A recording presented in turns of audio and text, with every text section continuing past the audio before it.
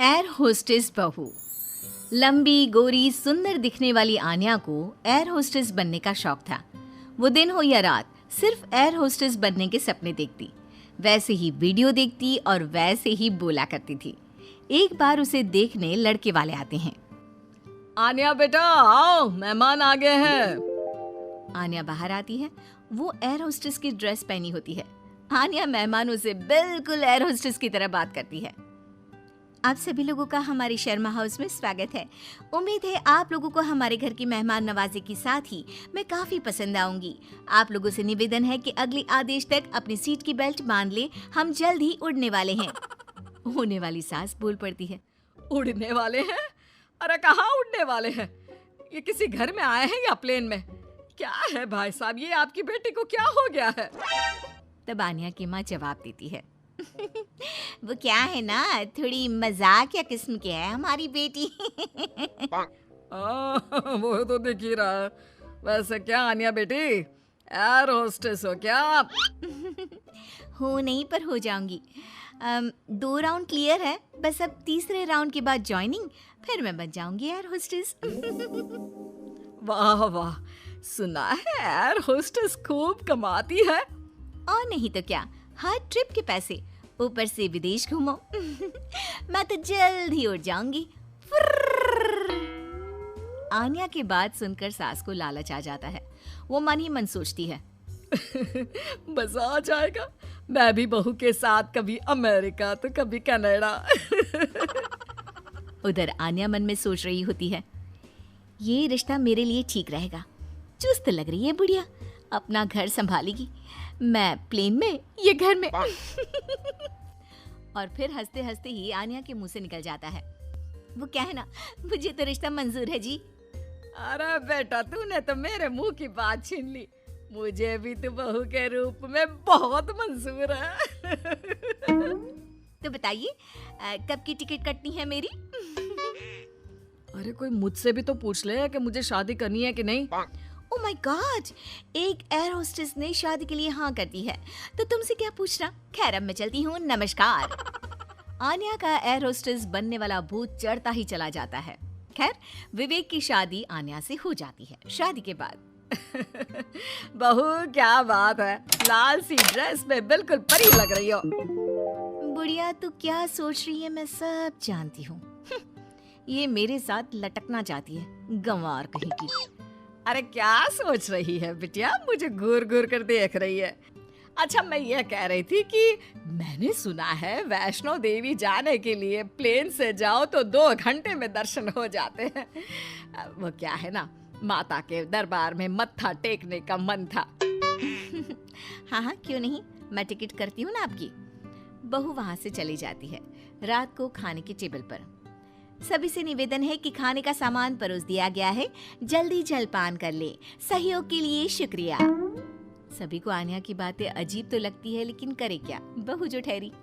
लेकिन फिर एक रोज रात को, हाँ मुझे नींद ही नहीं आ रही, क्या करूं मैं। क्यों, क्या हो गया, नींद क्यों नहीं आ रही? वो क्या है ना, धरती पर सोने की आदत नहीं है ना, मुझे तो आकाश में सोना है, जहाँ से बादल दिखे।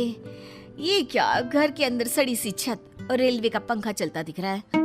अरे यार बड़ी अजीब हो, घरों में तो लोग ऐसे ही सोते हैं ना। सोते होंगे, मुझे आदत नहीं है। मैं छत पर झूला लगाकर सोई हूँ। झूला हिलेगा तो मुझे लगेगा फ्लाइट में गोते खा रही हूँ आकाश में। मैं तो चली।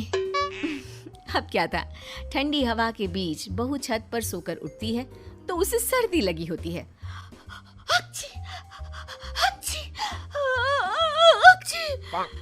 अरे क्या हो गया बहू, तू तो बोल रही थी मुझे जम्मू लेकर जाएगी, तू तो पहले से ही बीमार होकर बैठ गई।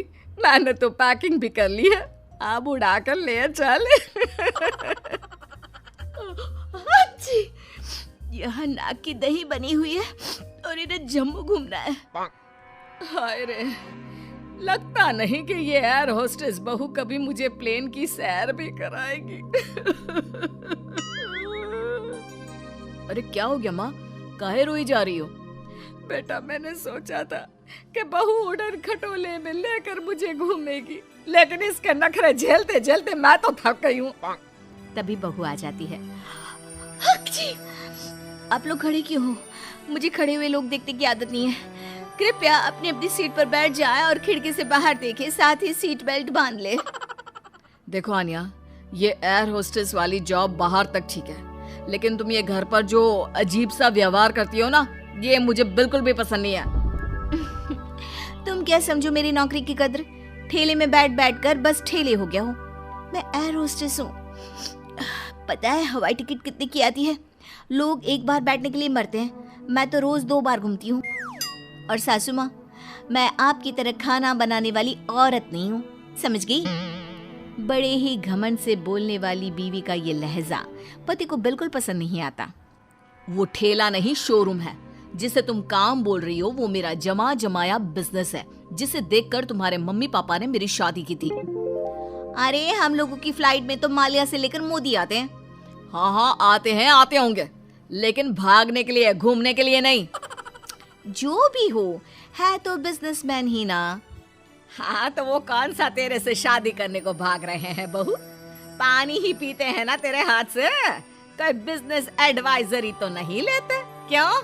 अरे घूम घूम कर खाना, चाय और पानी ही तो बांटती है ना तू। जैसे जमीन पर वेटर होते हैं, तू बस इंग्लिश में गिटपिट करती है और तू हवा की वेटर है। जब देखो तब घमंड करती रहती है। सास के मुंह से पहली बार कड़े शब्द सुनकर आन्या रोने लगती है कि तभी ससुर उसके सपोर्ट में आ जाते हैं। देख भाग्यवान, एयर होस्टेस की जॉब भले ही खाना या पानी देने की हो, लेकिन आपदा के वक्त इन लोगों की बड़ी जिम्मेदारी होती है एक एक पैसेंजर का ख्याल रखना। काम काम होता है, वो छोटा बड़ा नहीं होता। आन्या को ससुर की बात से थोड़ा सहारा मिलता है, लेकिन तभी पति, माना पापा वो काम है, लेकिन काम को अपने सर पर चढ़ा लेना कहाँ तक सही है? मैं बिजनेसमैन हूँ, घर का सामान बेचता हूँ, तो इसका मतलब ये नहीं कि घर को ही बेच दूंगा। माँ घर पर रहती है, खाना बनाती है, तो इसका मतलब ये नहीं कि लोगों के घर जाकर खाना बनाएगी या फिर घर को होटल बना देगी। पापा, काम को घर के बाहर तक ही रखना सही है। मुझे माफ कर दो, मैं आज के बाद कभी भी अपने जॉब को घर के बीच नहीं लाऊंगी। मैं समझ गई जैसे दूसरी नौकरी है वैसे ही एयर होस्टेस की जॉब भी है।